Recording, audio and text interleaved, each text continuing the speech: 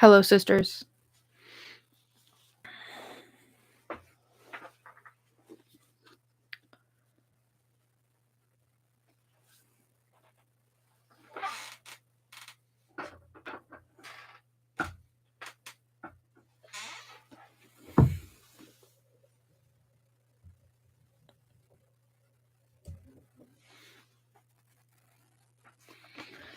Okay. Lesbian Psychologies, Explorations and Challenges, edited by the Boston Lesbian Psychologies Collective. Section 1, Identity. Essay number 1, Diversity and Variability in Women's Sexual Identities, by Carla Golden. Psychologists and feminists alike tend to assume that most persons can be neatly categorized according to membership in one of four groups: heterosexual, homosexual, bisexual, or asexual, celibate.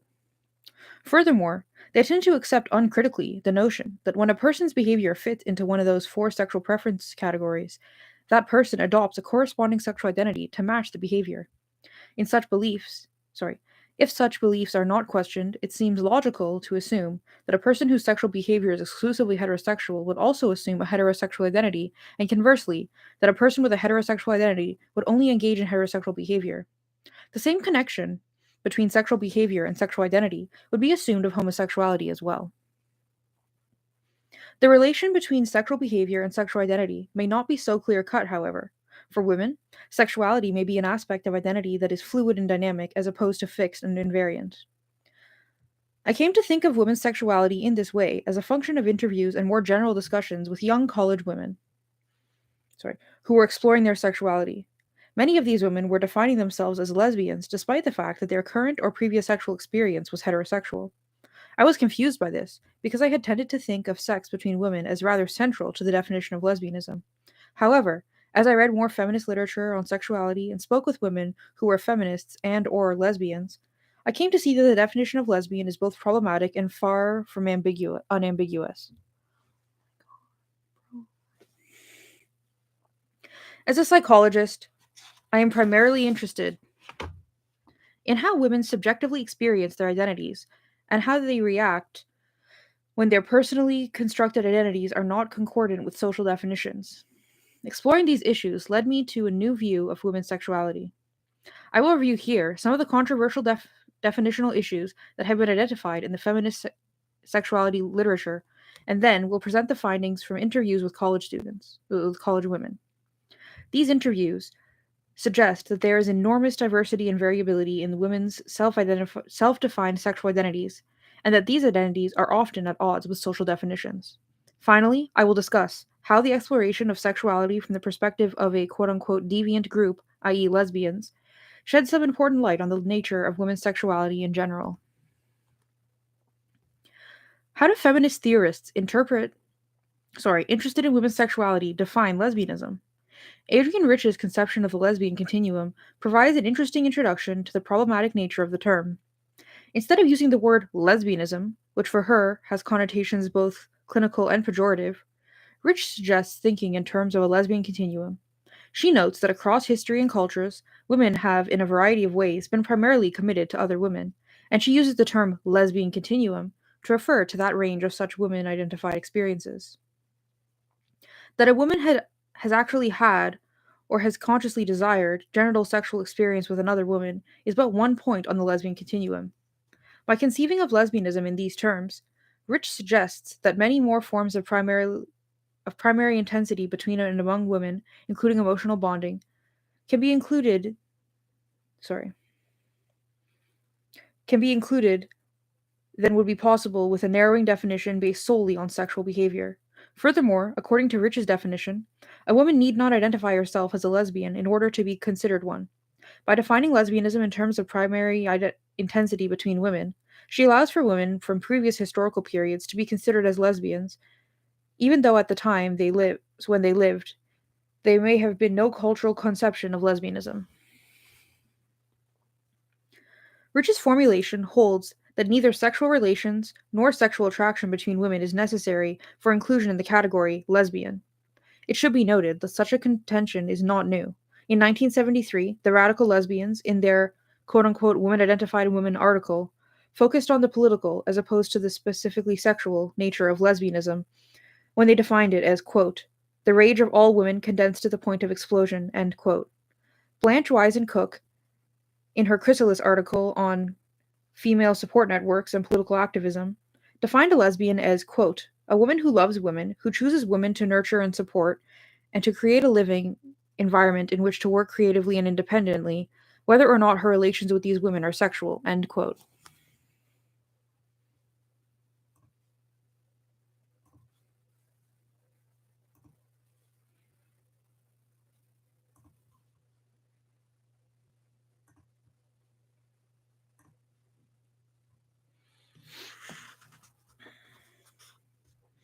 Such definitions, which have de emphasized sexual feelings and behavior, have not been uncontroversial.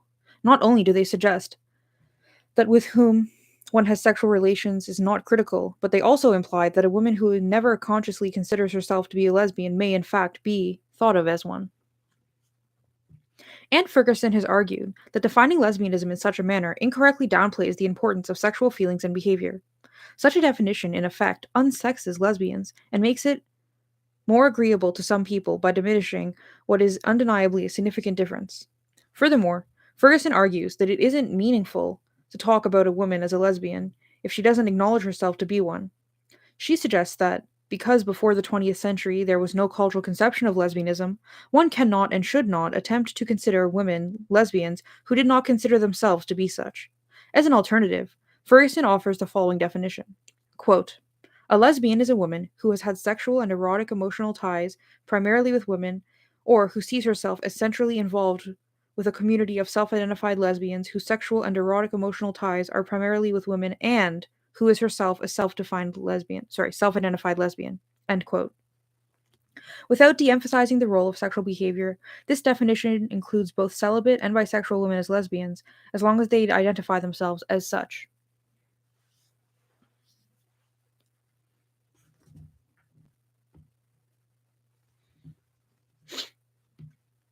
The issue of self-conscious acknowledgement of lesbian identity is important, especially if we are talking about contemporary women for whom a definite cultural category of lesbian exists. The issue of sexual behavior is a bit more complicated, and Ferguson's definition reflects this in her use of the word quote unquote primarily, which allows for inclusion in the category lesbian women whose sexual relations are not exclusively with women. It is my observation that within certain lesbian communities, there has tended to be more ready acceptance of celibate and of sexually inexperienced women who choose to call themselves lesbians than there has been of bisexual women who choose to identify themselves as lesbians. Thus, it seems that for some members of the lesbian community, the critical issue is determining the quote unquote legitimacy of a woman's claim to a lesbian identity is not whether or not she is sleeping with women, but whether she is sleeping with men. This kind of thinking is problematic because women's relations with men are given greater weight than a woman's own self conscious voice. Some have argued that attempts to define who is and who is not a lesbian will only be divisive, and it seems undeniable that to a certain extent it has been. Jacqueline Zeta has aptly referred to this judging and weighing of who does and does not qualify for membership of as the quote-unquote lesbian Olympics. However, it does seem both intellectually important and socially useful for groups to define themselves. It is critical for any minority of oppressed groups to break free from the confining definitions of the dominant culture and to create their own. In collectively resisting oppression, minority groups need to foster not only a positive group identity, but also a sense of the cohesiveness of the group based on at least partially shared characteristics and self-definitions.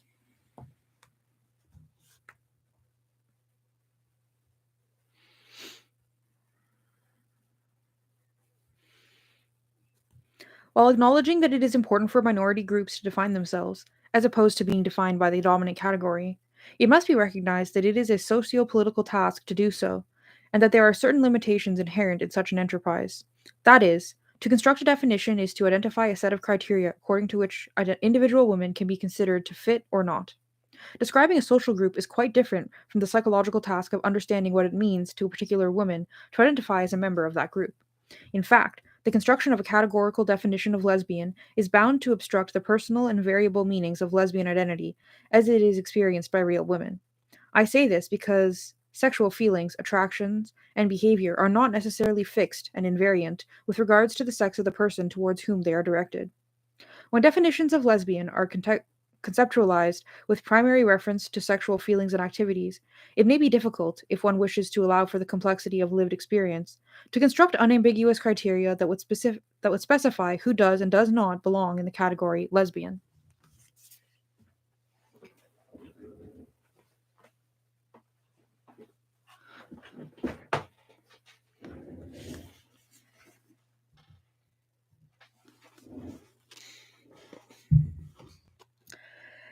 A precise definition of lesbian that establishes unchanging sexual criteria according to which individual women can be judged as legitimate members of the category may not have the flexibility to account for the diversity and variability in subjectively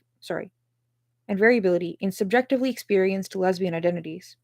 One serious problem that results in that is that individual women may find their experience of themselves at odds with the socially constructed category, even when it emanates from the lesbian community. At this point in history, when so many women are self-consciously asking who they are and how they can understand their place in society, it is possible to explore these issues with them directly.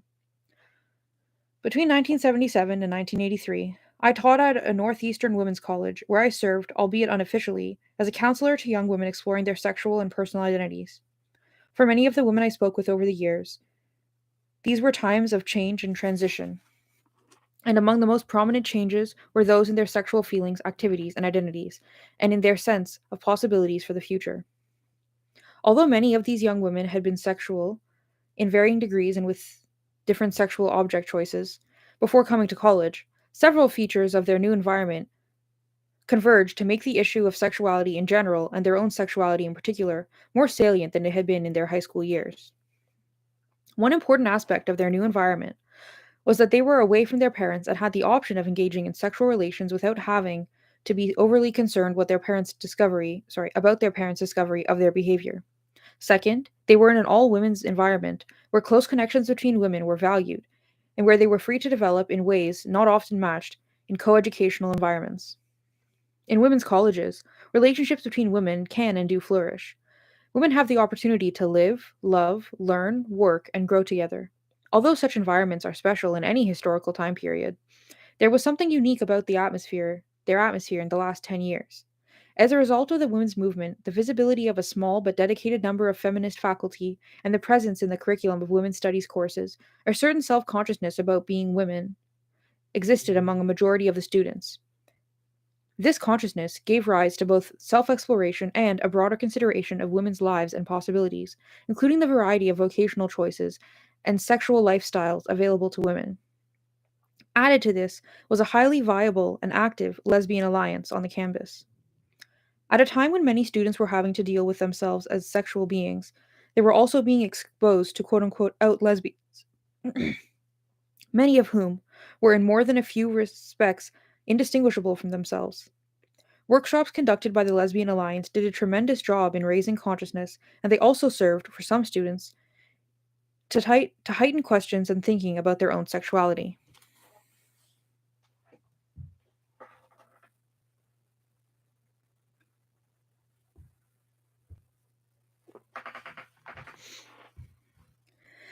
Let me digress to address the issue of lesbianism in women's colleges, specifically whether it is more prevalent at such institutions than at coeducational colleges. Although the president and public relations officials at the college where I taught have steadfastly maintained that the proportion of lesbians at the college is not higher than in the population at large, it is still the case that alumni, parents, and prospective students, and some of the prospective students themselves, parents of prospective students and some of the prospective students themselves express strong concern about both the prevalence and the visibility of lesbianism on campus. Although I did not make a systemic survey, it is my impression that the incidence of lesbianism at this women's college was higher than in the population at large, even significantly so. Young women who had previously thought of themselves as heterosexual, as well as those who had suspected that they were lesbians but had tried to deny it, found in their 4 years at this college that there was something positive and good in lesbian relationships, and some of them began to identify proudly as lesbians. I believe that the environment at a women's college is both structurally and psychologically conducive to lesbianism. But I do not think that the concern expressed by alumni, parents, and students is entirely attributable to the existence and visibility of lesbians on campus. At least some of their concern is actually unrelated to the level of lesbianism on campus. For one thing, it is still considered unusual for a woman to choose to spend 4 years in an all women environment, especially now that there are equivalent excellent coeducational liberal arts colleges. As is typically the case when women make different choices, who choose to take themselves and other women so seriously that they decide not to organize 4 years or more of their lives around men, they get labeled deviant. And we all know what that means. Expressed concern about lesbianism at women's colleges is at least partially based on a failure to understand why women would choose to be together and on fear of what kind of choices that suggests. Second, I think fear or concern of lesbianism is at least partially a displaced fear among parents about their daughters' sexualities. Parents know that their daughters are going to engage in sexual exploration while away at college, and for a great many of those daughters, the exploration will involve heterosexual sex. I think it may be difficult for both mothers and fathers to conceive of this consciously. Even if they do, it may be difficult to express to themselves, each other, and their daughters some of their real concerns. An example, that their daughters may be coerced or taken advantage of. Psychologically, parental concerns about their daughter's sexuality, in the broadest sense, may get displaced and expressed in relation to something about which, in a homophobic culture, concern can more readily be articulated and discussed, that is, lesbianism. I have often had the sense the parental preoccupation with lesbianism serves to assuage more deeply hidden or more difficult to acknowledge fears about the heterosexual behavior of daughters.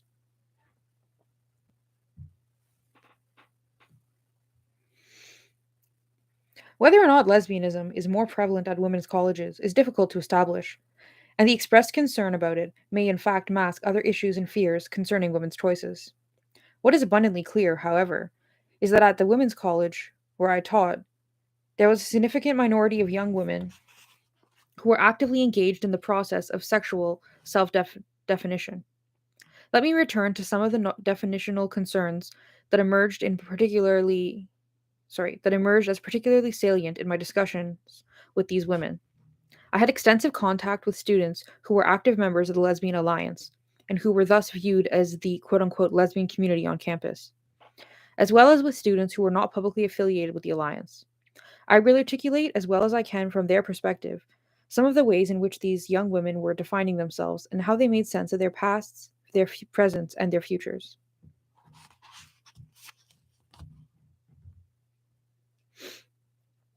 One major distinction that emerged from the interviews with women who defined themselves as lesbians was between those who felt their lesbianism was essentially beyond their control and those who felt it was self consciously chosen.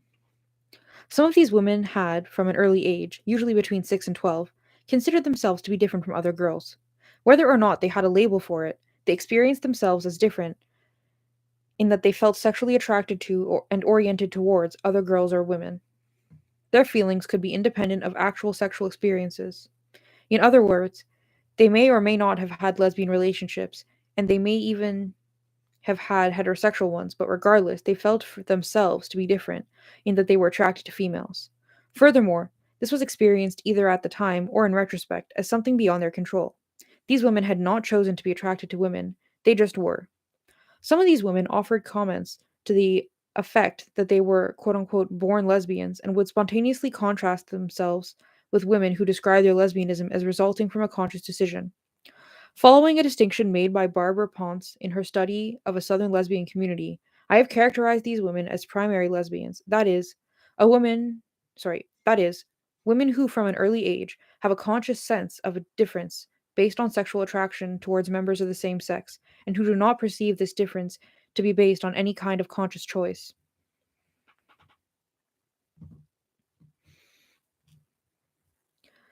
In contrast to primary lesbians, were women who could be characterized, again following the distinction made by Ponce, as elective lesbians.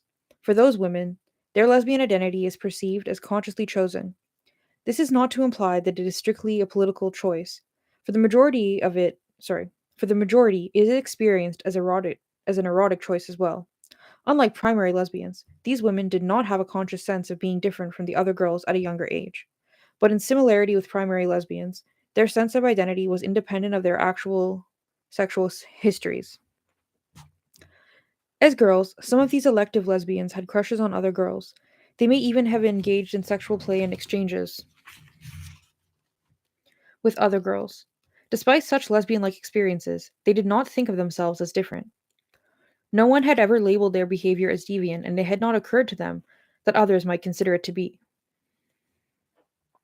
These women usually had some heterosexual experience as they got older, and even when they had not, they had heterosexual identities. However, regardless of their actual sexual experience, they never thought of themselves as different from the quote unquote average female in terms of their sexual orientation. Although they may never have explicitly called themselves heterosexual, neither did they consider the possibility that they were anything else, much in the manner of white people who never give much explicit thought to their race.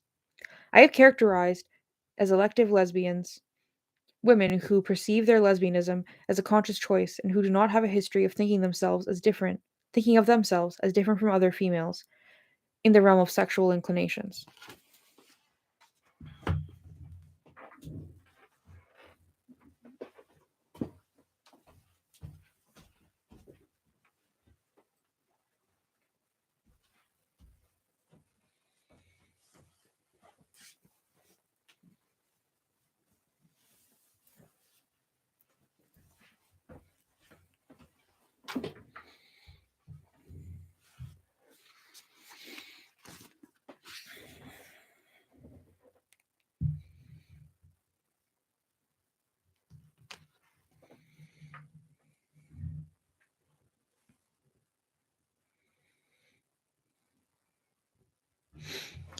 Among elective lesbians, I found two distinctive subpatterns that suggest other salient dimensions of lesbian identity. Some of these women viewed their sexual attraction to women as a central, basic, and unchanging aspect of who they were, and it seemed to me that this was not merely a political stance, but a strongly experienced subjective feeling about their essential natures. In light of this sense of themselves, their past heterosexual behavior and identity presented an inconsistency. Unwilling to accept this discontinuity, and given their belief in the stability and enduring quality of their sexual orientation, they repeatedly expressed the view that there was something quote unquote unreal about their previous heterosexuality.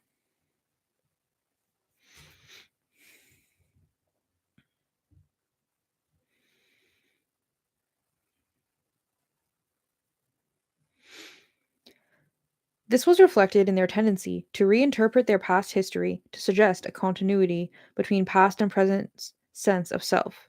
As one woman put it, quote, "In high school, when I had a steady boyfriend, the real me, the lesbian, was suppressed. I just wasn't myself back then." End quote.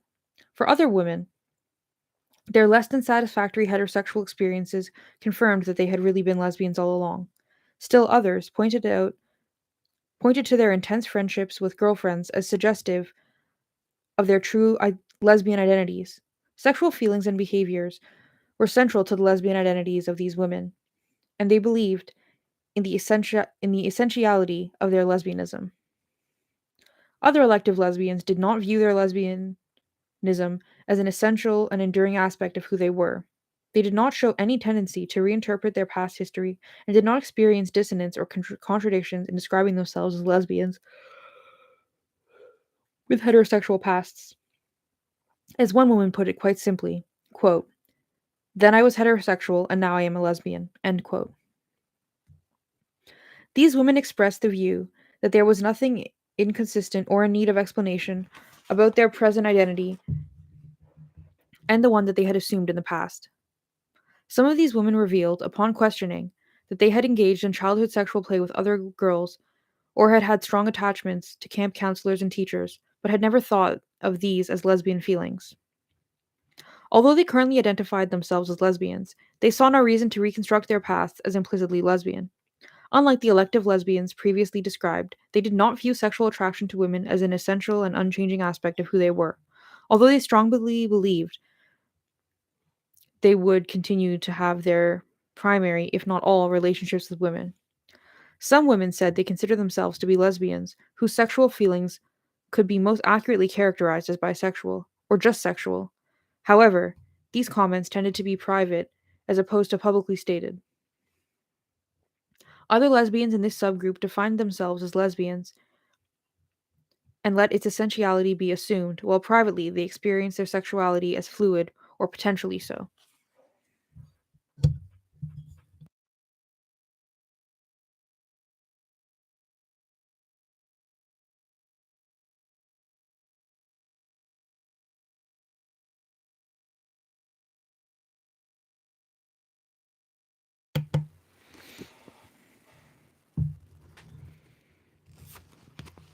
To summarize, in the sample of college women with whom I worked, one major difference that emerged was in whether their lesbianism was experienced as determined, i.e., primary, or self consciously chosen, i.e., elective. Another major difference had to do with whether the lesbianism was experienced as a central and enduring aspect of who they were, or whether it was experienced as a more fluid and dynamic in nature. These two dimensions of difference were not entirely independent of one another. Among lesbians whose was a chosen one, some experienced their sexuality as essential, others as fluid. Among those lesbians whose identity felt determined, sexuality was experienced as essential by definition.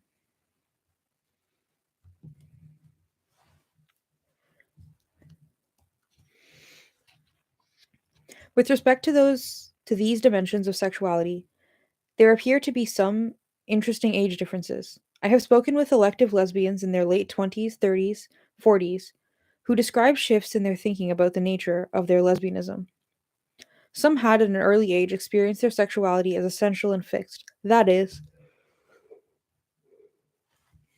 invariantly focused on women, but later in the development of their lesbian identity had come to feel that their sexuality was in fact more fluid.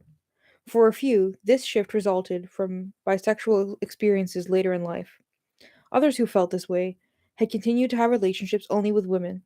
They attributed their earliest position to their more adamant lesbian feminist politics, or to what they thought was a developmental phase many lesbians go through. Alternatively, some elective lesbians felt in their younger years that they were engaged in sexual exploration and discovery. Their sexuality was more fluid. But that in the context of lesbian culture and relationships, they had they had developed a very explicit preference for women. These women thought of their sexuality as having become more fixed as they got older, whereas the college women with whom I worked characterized their sexuality as either fixed or fluid. Some older women had experienced shifts over the life cycle in this aspect of their sexuality. It seems that as lesbians engage in the continuing process of self definition, their sense of the essentiality or fluidity of their sexuality may change. In contrast, the distinction between primary and elective lesbianism seems to remain more dichotomous over the course of development. Women of all ages with whom I have spoken made references to such a distinction. They tended to identify as one or the other and experience this identification as one that was stable. Let me return to my discussion of these differing dimensions of lesbian identity as they were experienced by the students with whom I spoke. Because among themselves, some of the students discussed lesbianism and their differing experiences of it, they were often aware that not all lesbians describe themselves similarly. Sometimes they had distinct opinions about themselves in relation to other lesbians who describe themselves differently. For example, some women who I have characterized as primary lesbians refer to themselves as quote unquote born or quote unquote real lesbians, with the implicit designation of elective lesbians as quote unquote fake.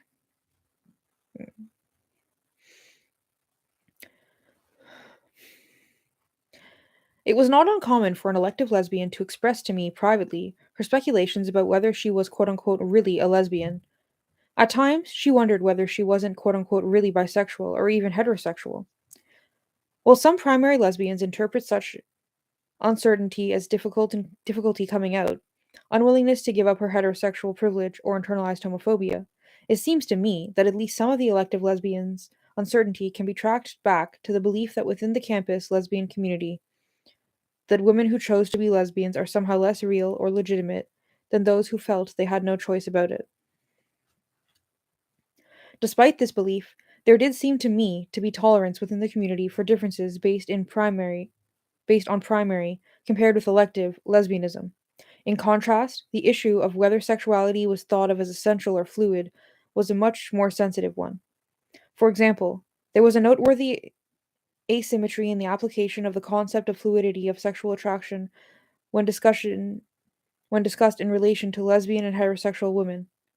I spoke with more than a few lesbians who were quite intolerant of some heterosexual women's insistence that they simply were not sexually attracted to women and that they couldn't ever imagine it being differently. Implied in their intolerance was the belief that, despite heavy socialization pressures, sexual attraction is never so fixed and unmalleable as to be irrevocably fused just on persons of one sex. Yet some of these same women were equally intolerant of the opposite stance, that sexual feelings could exist toward persons of either sex when expressed by a lesbian. The assumption that often the assumption was often made about lesbians who were unwilling to state that they were forever uninterested uninterested sexually in men, that they must be having difficulty coming out or were unwilling to accept a stigmatized identity. Sometimes they were assumed to be going through a bisexual phase, or worse yet, to be male identified and operating under a false consciousness. The assumption that bisexuality is simply a phase in the coming out process of lesbians, and that those who call themselves bisexuals are really lesbians unwilling to call themselves that, has been countered by the contention from self proclaimed bisexuals that their lesbianism was a phase in their coming out as bisexuals. The problem with all these assumptions is that one person or set of persons presumes an attitude of knowing and understanding the meaning of another person's experience better than that person herself experiencing it. In this climate, individual women may have a difficult time finding their own voices and defining their own experiences. To the extent that lesbianism is very narrowly defined, the categories will restrict, rather than give full expression to, the diversity among women who subjectively define themselves as lesbian.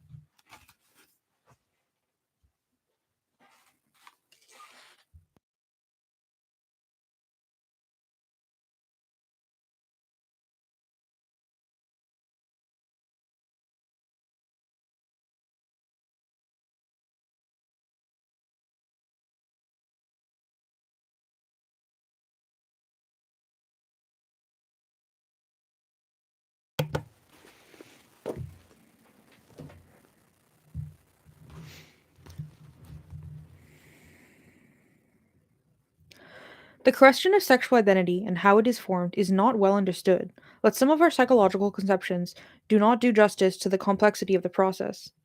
We have often simplistically assumed that people have sexual attractions to persons of one or the other sex, but not both, that they act on those exclusive attractions, and that they eventually come to adopt the identity appropriate for their sexual activities.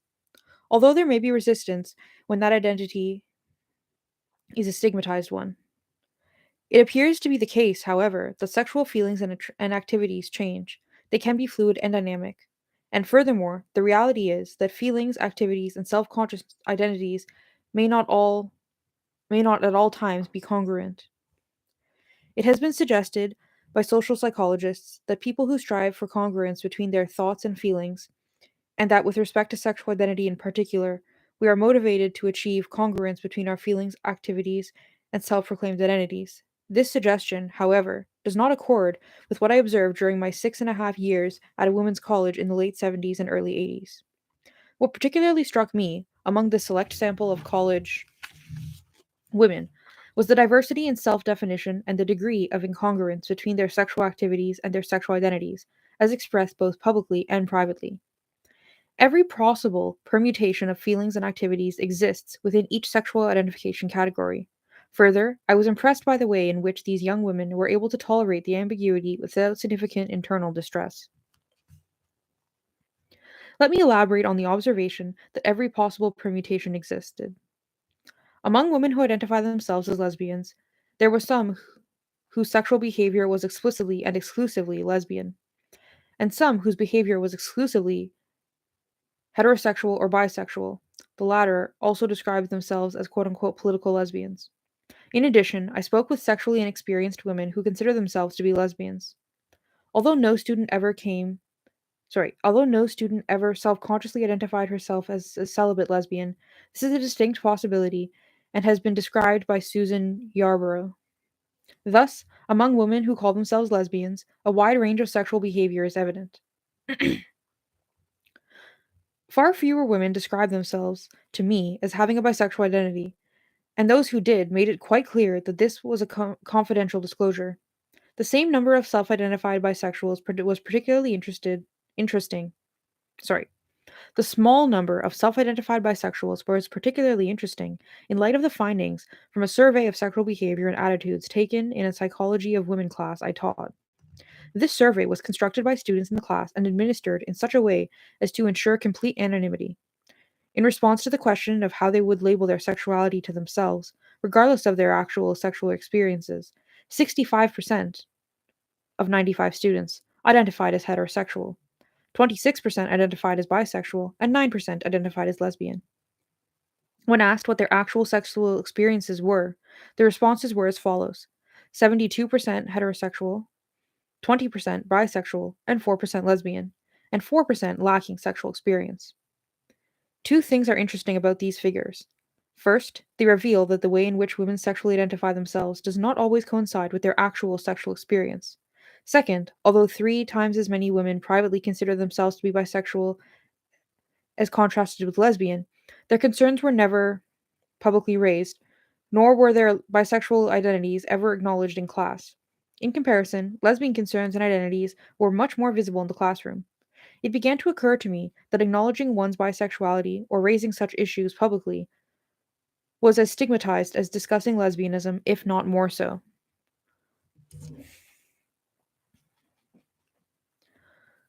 To return to the question of the various permutations of sexual activity and identity, among those interviewed women who identified themselves to be bisexual, some were engaged in exclusively lesbian activity, some were engaged in exclusively heterosexual activity, while others actually had bisexual experience. Some women who were sexually inexperienced considered themselves on the basis of their potential sexual behavior to be bisexual.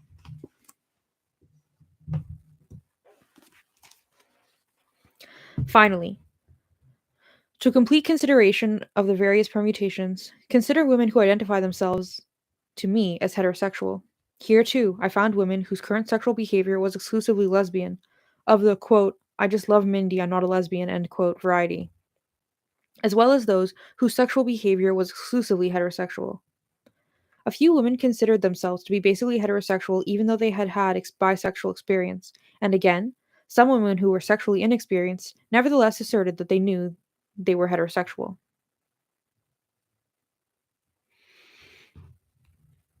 The point I wish to make by describing these combinations is not simply that one's sexual identity is not always predictable on the basis of one's sexual behavior, but rather that the assumption that we inherently strive for congruence between our sexual feelings, activities, and identities may not be warranted, and that given the fluidity of sexual feelings, permanent congruence may not be an achievable state. The women with whom I spoke were not personally distressed by the fact of discrepancies between sexual behavior and sexual identity.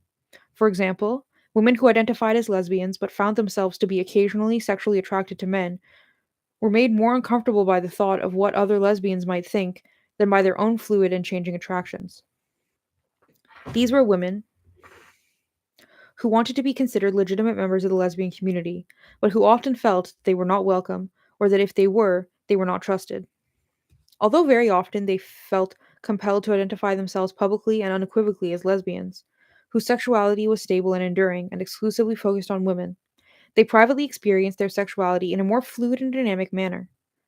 The pressure to be congruent and to proclaim an identity that was in line with their sexual activities was often more externally than internally motivated.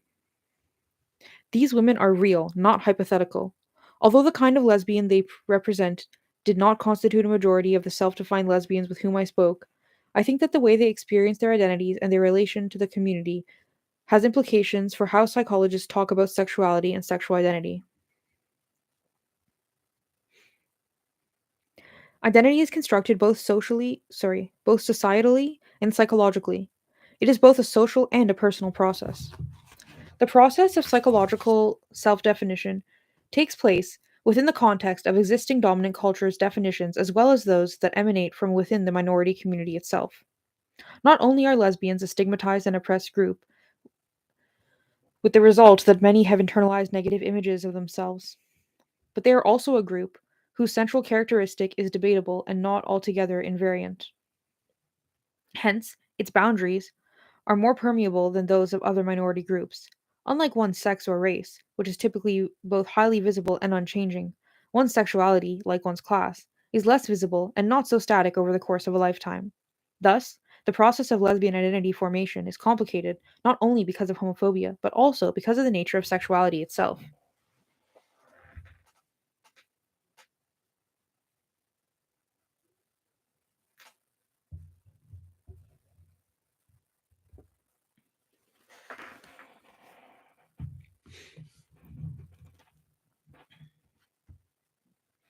When counseling women who have engaged in the act of sexual self definition, therapists need to be aware of the variations in the process of identity formation. On the basis of the findings presented here, it is suggested that psychologists need to take a more serious look at the assumptions inherent in the phrase quote unquote coming out. It is not uncommon to hear clinicians talk about women who are in the process of coming out or who have had difficulty with coming out as if they know what the quote unquote right result looks like. We should begin to question not only whether there is a quote unquote right way to come out, but also whether there is some static endpoint at all.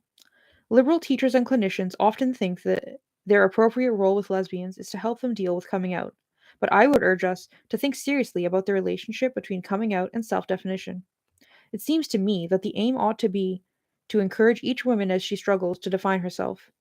This may mean facilitating her search for authenticity rather than assuming a fixed sexuality that the therapist will help her discover.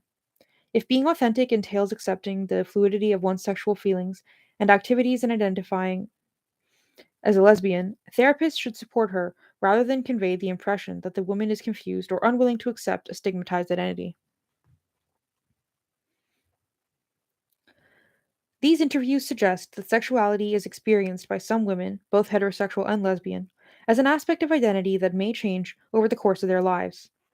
Although there has not been research on this issue with male homosexuals, from reading gay male literature, speaking with a small sample of gay men, and exchanging views with therapists who work with them, my sense is that gay men do not experience sexuality in the fluid manner that some lesbian and heterosexual women do. I have no strong data on this, but I suspect that very few gay men would be characterized as elective homosexuals. Although this observation might at first seem puzzling, and lead one to wonder why the nature of sexuality would be different for women and for men, I think it becomes more understandable with reference to psychoanalytic theories of mothering that place emphasis on the primary human need for social relationships, and then examine the expression of that need in terms of the infant's first love object, its mother. Specifically, object relation theory can provide the framework for understanding how the conditions of early infancy might lead women to have a greater bisexual potentiality than women. Dorothy Dinnerstein has discussed how the first relationship with a woman establishes a homoerotic potentiality for women, and Nancy Chodoro has elaborated on the early psychic foundation of women's homo-emotional needs and capacities. The writings of both of these authors can provide the basis for formulation of a new question. Why do so many women become exclusively heterosexual as opposed to bisexual or lesbian? One of the most important insights of both feminist psychology and the women's movement is that our being born female does not mean that we automatically and naturally prefer certain roles and activities. We have recognized that the category woman has been socially constructed, and that societal definitions notwithstanding, women are a diverse group with interests, attitudes, and identities that do not always conform to what is traditionally considered feminine. We have long been told that we are not quote unquote real women unless we are wives and mothers, and to counter this, feminists have been forceful and articulate in asserting that one sex is not related in any ine- inevitable way, sorry, related in any inevitable or natural way to one's sexual preference or societal role. In a similar vein, I suggest, on the basis of my discussions with a select sample of college women, that sexual feelings and activities are not always accurately described in either or terms, nor do they exist in a simple one-to-one relation to our sexual identity. Just as we have just as we have protested the constricting social definition of what a real woman is, precisely because it has served to oppress women and to limit the expression of our diverse potentials, so too must we be careful in our social construction of sexuality, not to focus on categories that are so rigid and inflexible that women's self definitions put them at odds with the social definitions. To do so only limits the expression of the diversities and variabilities in women's sexual identities.